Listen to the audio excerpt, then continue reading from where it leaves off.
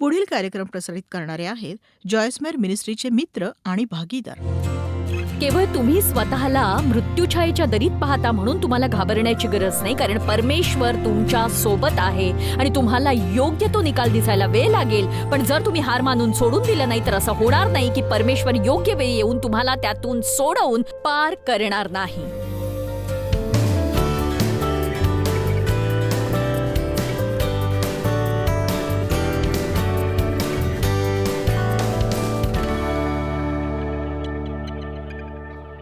नीतिमत्तेच्या वाटेत मार्गदर्शन होऊन वाढ होण्यास आपण नवीन गोष्टी करायला हव्यात आणि आपली बदलण्याची तयारी असावी. आणि आता इथे एक मेंढरू सत्य आहे, ते त्याच कुरणात सदैव चरत बसतील जोवर मेंढपाळ येऊन त्यांना हलवणार नाही. खरं तर ते कुरण संपवून टाकतील, ते त्याला नष्ट करतील आणि ते कुरण परजीव व्यापून टाकतील. निरोगी राहण्यासाठी त्यांना नियमितपणे हलवावंच लागतं. अनुवाद अध्याय 1:6. प्रभू आमचा देव म्हणतो, तुम्ही या डोंगरवटीत राहिल्यास बरेच दिवस झाले.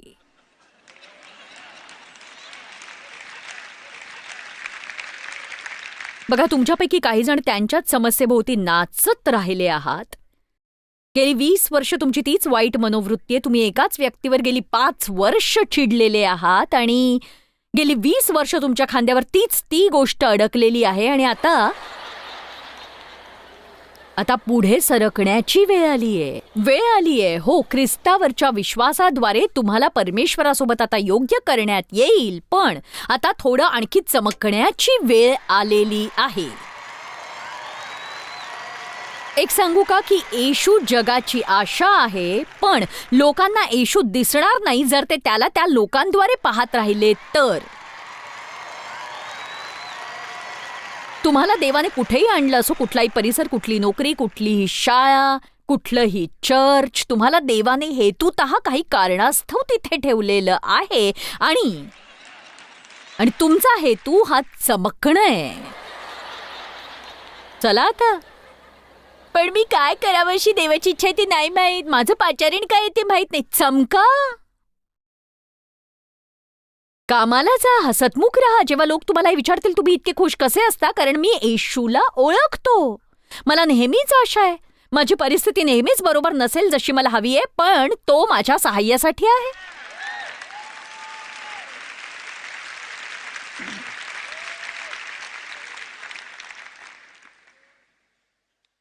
परिवर्तनाला नेहमी नव्या आव्हानांची आवश्यकता असते. देवाची इच्छा आहे की आपण त्याच्या मागे जावं आणि तो म्हणेल तेव्हा चालू पडावं आणि थांबा म्हटल्यावर थांबावं. कधीकधी आपल्याला थांबायचं असतं, देव म्हणतो पुढे सरका. कधीकधी आपल्याला पुढे सरकायचं असतं, देव म्हणतो थांबा. ते सगळं नको पाहूया, पण गणनाच्या 9व्या अध्यायात एक उत्तम उदाहरण आहे की जेव्हा निवासस्थानावर मेघाची छाया होती तेव्हा इस्रायली लोक ते रान पार करत होते, तेव्हा त्यांना मार्गदर्शन दिवसा मेघ आणि रात्री अग्नी करत असे. तुम्ही जर गणना अध्याय 9, 17-22 वाचलं तर त्यात ही सुंदर वचनं आहेत ज्यात मुळात म्हटलंय की कधी कधी तो मेघ एक दिवस थांबत असे आणि मग तो पुढे सरकल्यावर त्यांनाही सरकावं लागत असे. कधी कधी तो रात्रभर थांबत असे, कधी कधी कित्येक दिवस. म्हणजे परमेश्वर कधी हलवेले त्यांनाच माहीत नव्हतं, पण जेव्हा परमेश्वर तसं करत त्यांना तिथून हलावं लागत असे. आता बघा, परमेश्वराचं झालंय हे तुम्ही कसं सांगू शकाल? यापेक्षा अधिक दयनीय बाब कुठलीही नाही की जी गोष्ट देवाने आधीच संपवली आहे त्याच गोष्टीला तुम्ही धरून ठेवले. एखादी गोष्ट अति होते इथपर्यंत तुम्ही एक ठिकाणी अडकून राहता. तुम्हाला असं वाटतं का तुम्ही एका चक्रात फसलाय, त्यातून तुम्हाला बाहेरच पडता येत नाही, तुम्हाला नवीन गोष्टीची गरज आहे, पण तुम्ही हलायला आळस करताय, तुम्हाला भीती वाटते. एखाद्या गोष्टीचा तुम्हाला जेव्हा सर्वाधिक फायदा होत नाही तेव्हा तुम्ही पुढे सरकायला हवं. तुम्ही बदल घडवून आणावात.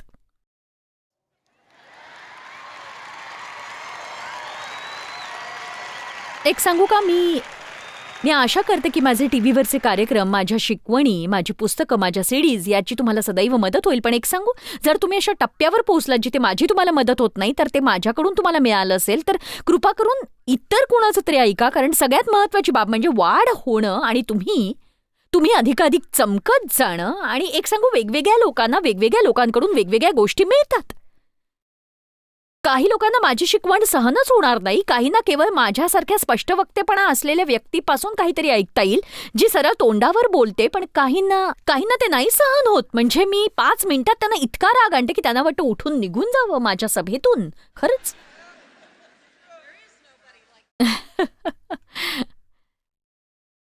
तुम्ही एखाद्या नोकरीत अनेक वर्ष फसून आहात का? तुम्हाला खरं तर नव्या कुरणाची गरज आहे. तुम्ही अशा चर्चमध्ये आहात जिथे तुमची आध्यात्मिक वाढ होत नाहीये?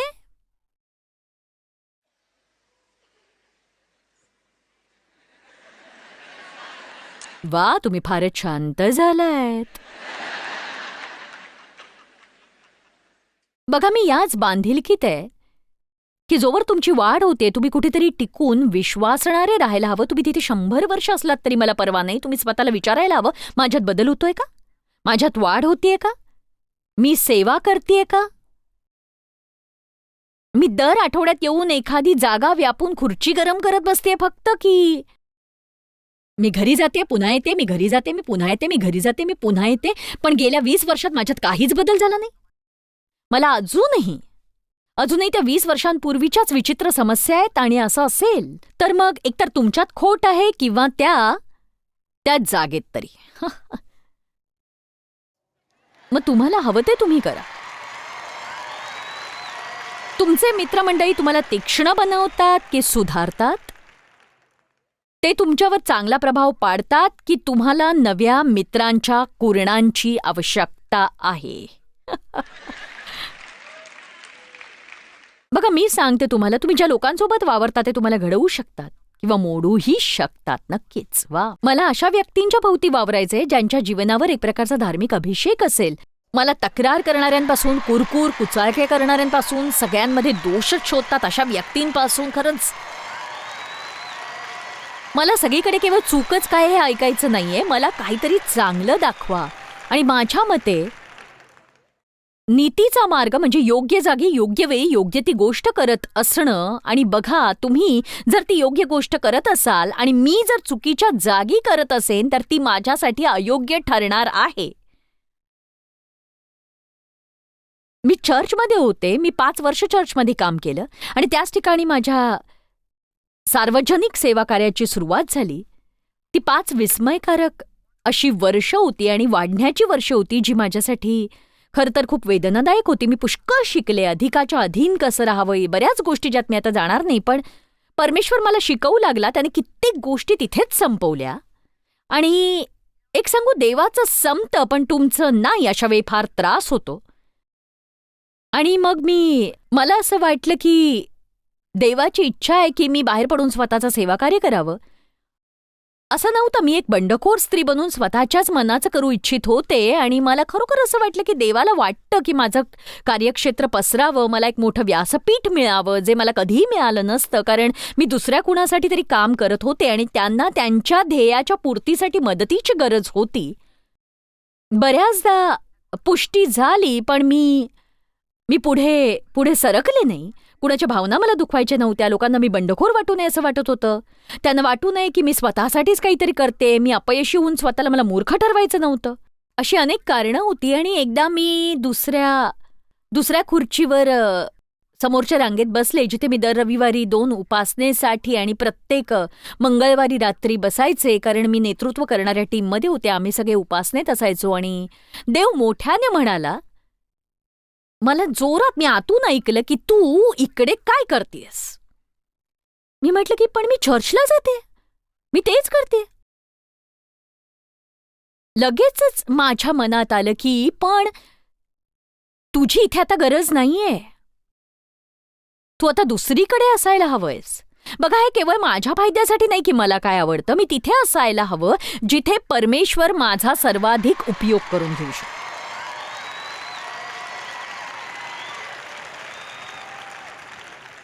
आणि जसं मी म्हटलं, मी माहितीये ना, बघा कृपा करा, तुमची वाढ होत असली आणि तुम्ही सेवा करत असाल, तुम्ही आहात तिथेच राहा. मी कुणालाच हे प्रोत्साहन देत नाही की तुम्ही चर्च सोडावं, नोकरी सोडावी, मित्रमंडळी सोडावी. पण मी केवळ तुम्ही जे करता त्याच्या फळाचं निरीक्षण करा एवढं म्हणते. तुम्ही वाढत आहात का ते बघा. तुम्ही देवाच्या इच्छेनुसार होण्यासाठी तुम्हाला मदत होतेय का ते बघा. जर जर तुम्हाला दुसरं काही करायचं असेल तर तुम्ही विचित्र किंवा कुचकट पद्धतीने ते करू नये. त्या चर्चचे पालक अजूनही माझे चांगले मित्र आहेत, जे मी साधारण 25 वर्षांपूर्वी सोडलं होतं चर्च, आणि आमचे संबंध चांगले आहेत. गोष्टी करण्याचा एक योग्य मार्ग असतो, अयोग्यही मार्ग असतो. बघा, जर मी अयोग्य कारणास्तव टिकले असते तर मी जे करतेय ते मी केलं नसतं, हे लक्षात घ्या. मी जगभरातल्या लोकांपर्यंत पोहोचू शकले नसते. आणि मी तुम्हाला इतकंच सांगते की परमेश्वर जर तुम्हाला पवित्र धक्का देत असेल तर तुम्ही पवित्र आत्म्याच्या नेतृत्वात त्याच्या मागे जायला हवं. कधी कधी तसं केल्यानंतर ते सगळ्यांनाच आवडणार नाही, पण म्हणून वाईट वाटून तुम्ही जर केलं नाही तर आयुष्याच्या अखेरीस तुम्हाला पश्चाताप होईल की मी तसं केलं असतं तर बरं झालं असतं.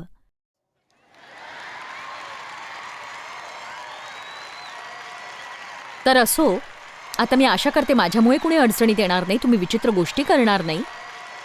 मी जे सांगू पाहते त्याचं संतुलन किती जणांना समजतंय ना. तर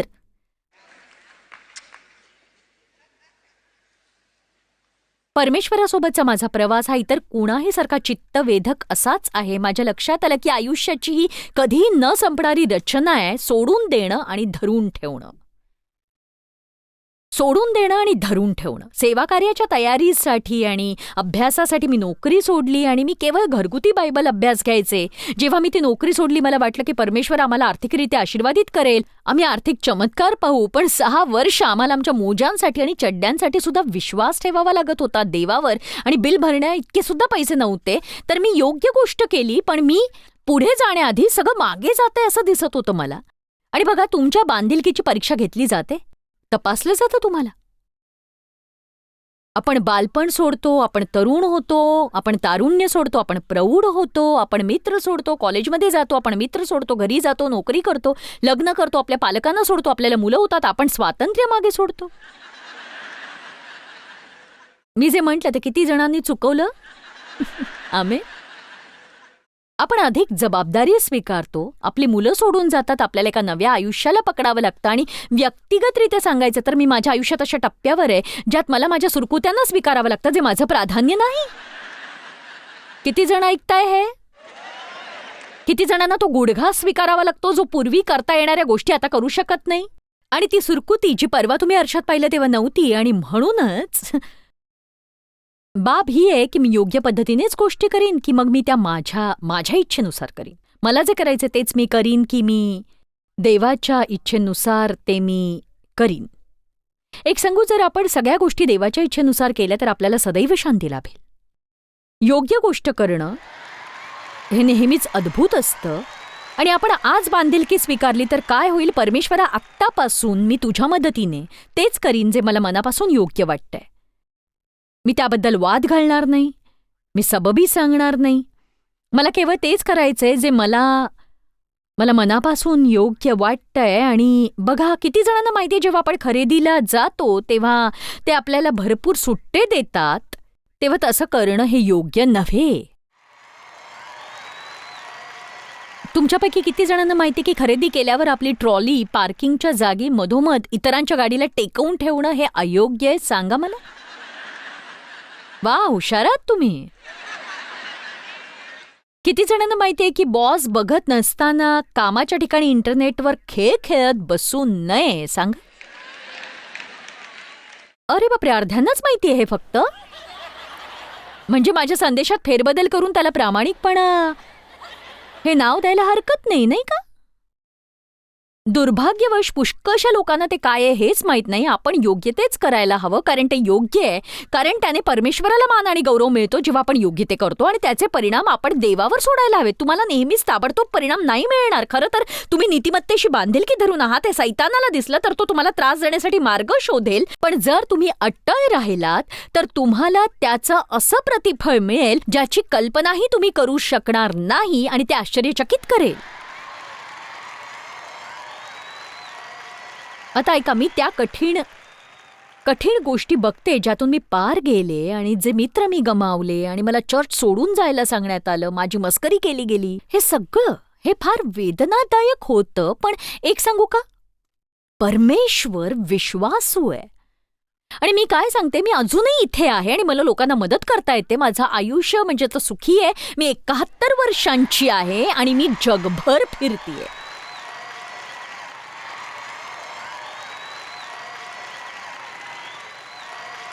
मला लोकांना माझं वय सांगायला आवडतं, कारण माझी इच्छा आहे की तुम्हाला हे दिसावं की बाहेरून माणूस म्हातारा झाला तरी आतून त्याचं रोज नवीकरण होत असतं आणि देवासाठी काहीतरी मोठं करण्यासाठी तुम्ही फार म्हातारे नसता. म्हातारा होऊन वाईट वाटत कुठेतरी आरामखुर्चीवर बसून राहायची गरज नाही. मला पूर्वीपेक्षा अधिक आरामाची गरज असते. मी विवेक वापरते. पण मी हा मुद्दा सांगू पाहते की तुम्ही जितकी मनापासून देवाची सेवा कराल, योग्य तेच करण्याचा प्रयत्न कराल, तुम्ही तितक्याच वेगवेगळ्या पद्धतीने तुमच्या आयुष्यात फायदे पाहाल नक्कीच. एक सांगू का, ती भावना किती भयानक असेल, ती तक्रार करणारी भावना. जेव्हा तुम्ही त्याच गोष्टी करत राहता, तुम्ही हे करायला नको, म्हणजे त्यांनी तुमचं जीवन असं पिळून निघतं. आणि बघा, हे छान असतं जेव्हा तुम्हाला माहीत असतं, तुम्हाला कळत असतं की तुम्ही योग्य तेच करताय. आणि बघा, शद्रक, मेशक आणि अबेदनेगो ही उत्तम उदाहरणं आहेत जे योग्य करत होते, पण असं वाटलं की बिघडतंय सगळं. म्हणजे त्या विचित्र आणि अधर्मी राजासमोर नमन करण्यापेक्षा त्यांनी ठरवलं की ते त्या जळत्या अग्नीच्या भट्टीत जातील. म्हणजे त्यांनी योग्य ती निवड केली आणि ते त्या भट्टीत गेले. त्यांचं प्रतिफळ हे होतं की राजाने ती भट्टी 7 पटीने अधिक तापवली. पण एक सांगू, तुम्ही जर जाऊन दानिएलचं पुस्तक वाचलं, ती फारच अद्भुत अशी कथा आहे, जर तुमच्या परिचयाची नसेल. जेव्हा राजाने भट्टीत पाहिलं, त्याला आग दिसली, त्याला ज्वाळा दिसल्या, तो म्हणाला, थांबा, ती 3 माणसं आत गेलीयेत, पण मला तिथे 4था माणूस दिसतोय.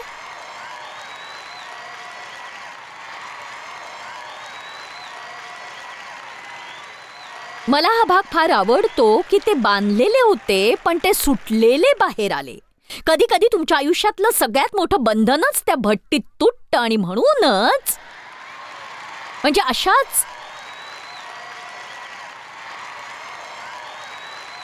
अशाच वेळी जेव्हा मी माझे मित्र गमावले आणि कुणाला माझ्याशी काही देणं घेणं नव्हतं, मी परमेश्वराला ओळखत होते.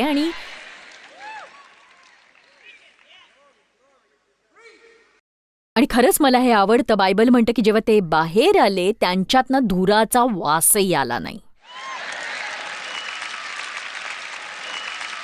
तो मला नीतिमार्गाने चालवतो.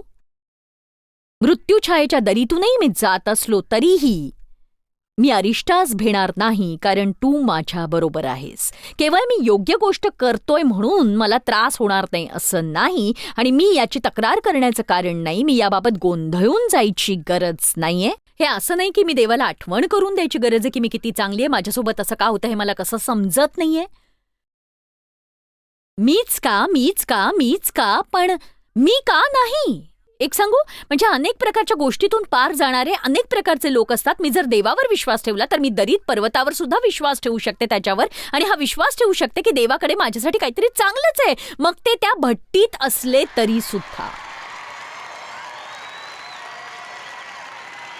पोटिफरची पत्नी योसेफाला मोहात पाडू इच्छित होती. जेव्हा त्याने योग्य निर्णय घेतला,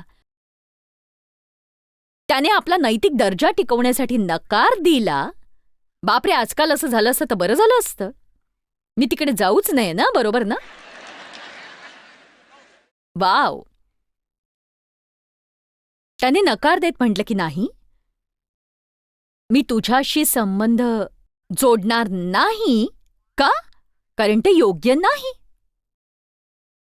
त्याने ते देवाला मान देण्यासाठी केलं. बस संपली गोष्ट. आणि तिने त्याच्याबद्दल खोटं सांगितलं. ती म्हणाली त्याने तिच्यावर हल्ला करण्याचा प्रयत्न केला. पोटिफराने तिच्यावर विश्वास ठेवला. आणि योसेफ 13 वर्ष त्या गोष्टीसाठी तुरुंगात गेला जी त्याने केलीच नव्हती. त्याने योग्य तेच केलं. 13 वर्ष तुरुंगात घालवली. पण तुरुंगात असताना देवाने तेव्हाच त्याला तो मनुष्य घडवला, तसा मनुष्य घडवला जो उपयोगात येऊ शकेल. आणि तो त्या खड्ड्यातून राजवाड्यात गेला आणि शेवटी तो संपूर्ण राज्याचा 2ऱ्या क्रमांकाचा राज्यकर्ता झाला.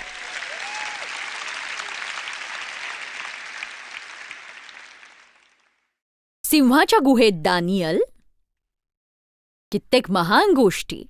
दानियल सचोटीचा माणूस होता. इतर लोक आणि उच्च पदाधिकारी त्याचा द्वेष करत होते, कारण राजाची त्याच्यावर मेहेर नजर होती. एक सांगू, तुम्ही जर सचोटीची व्यक्ती असाल तर एखाद्या दुष्ट राजाला देखील तुम्ही आवडाल. म्हणून त्यांना हे माहीत होतं की दानियलला राजाच्या नजरेत पाडण्यासाठी एकच मार्ग होता, तो म्हणजे असा काही कायदा बनवणं ज्यात धार्मिक बांधिलकी असेल, जो तो कधीही करणार नाही, कारण तो परमेश्वराला मान देत असे. म्हणून त्यांनी राजाला असा कायदा बनवायला लावला की कोणीही कुठल्याही मनुष्याला किंवा इतर देवाला किंवा राज्याला किंवा राज्यकर्त्याला काही मागणी करता कामा नये किंवा त्यालाच करावी, नाहीतर त्यांना सिंहाच्या गुहेत टाकण्यात येईल. आता दानियलला दिवसात 3दा खिडकी उघडी ठेवून प्रार्थना करायची सवय होती. त्याने खिडकी उघडी ठेवूनच दिवसातून 3दा प्रार्थना करणं चालू ठेवलं. आणि मला हे आवडतं की तो असं नाही म्हणाला की मी प्रार्थना करीन पण ती शांतपणे करीन, म्हणजे मला कोणी पकडूच शकणार नाही. आणि निश्चितच त्याला सिंहाच्या गुहेत टाकण्यात आलं. त्याच्यापेक्षा राजाला या गोष्टीचा खूप त्रास झाला. राजा रात्रभर जागा होता. आणि एक सांगू, तुम्ही अयोग्य गोष्ट केल्यावर तुम्ही झोपू शकत नाही. सिंहाच्या गुहेत दानियल रात्रभर झोपला याचा बायबल आधारित पुरावा नाही, पण मी अशी चित्र पाहिली आहेत ज्यात तो पडून आराम करतोय आणि त्याच्या भोवती सिंह आहेत. आणि जेव्हा राजाने दुसऱ्या दिवशी सकाळी पाहिलं की तो जिवंत आहे, तो खूप उत्साहित झाला की अरे वा, तुझा देव तुला वाचवायला येतो. आणि तो म्हणाला की माझा देव आला, त्याने सिंहाचं तोंड बंद केलं आणि माझी सुटका केली. मुद्दा असा, तुम्ही योग्य गोष्ट करा, तुम्हाला शिक्षा झाली तरीही परमेश्वर येऊन त्या सिंहाचं तोंड बंद करेल आणि तो येऊन तुमची सुटका करेल. मला नाही माहीत तुम्ही आयुष्यात आत्ता कुठे आहात, तुम्ही कोणत्या निर्णयाला सामोरं जाताय, तुम्ही कोणत्या नैतिक निर्णयांना सामोरं जाताय, तुम्ही कोणते निर्णय घेताय, नोकरी टिकवण्यासाठी कुठल्या प्रकारच्या तडजोडी करताय, तुम्ही मित्र राखण्यासाठी केवळ तुम्ही स्वतःला मृत्यू छायेच्या दरीत पाहता म्हणून तुम्ही घाबरण्याची खरंच गरज नाही, कारण परमेश्वर तुमच्यासोबत आहे. तुम्हाला परिणाम दिसायला वेळ लागेल, पण असं होणार नाही की परमेश्वर येऊन तुम्हाला योग्य वेळी सोडवणार नाही, तुम्ही जर हार मानून सोडून दिलं नाही तर.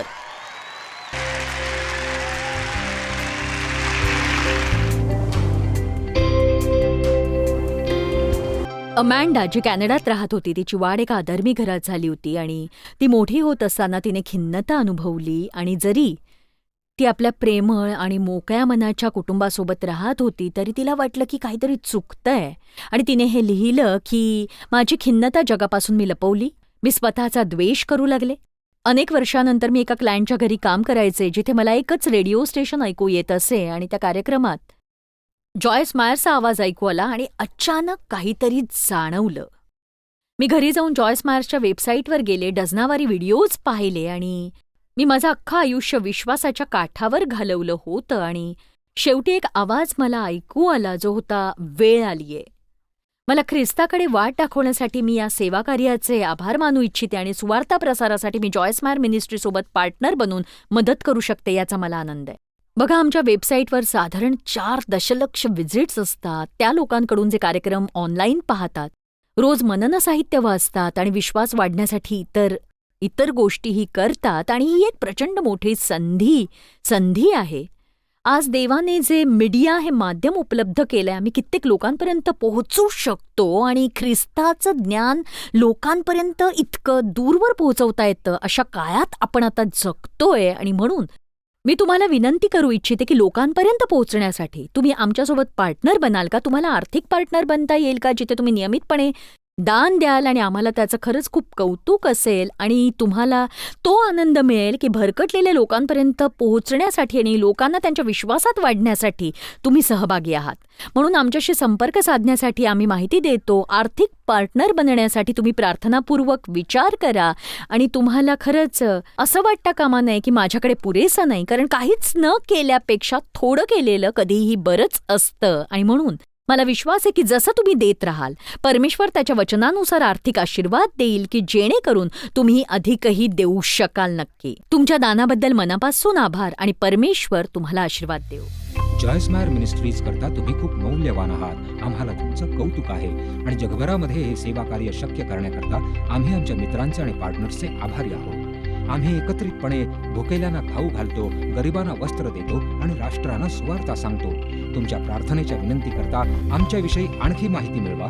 जॉयसच्या कॉन्फरन्सच्या तारखा पहा आणि ख्रिस्ताची प्रीती जगभरामध्ये पसरवण्याकरता आमचे सहभागी व्हा.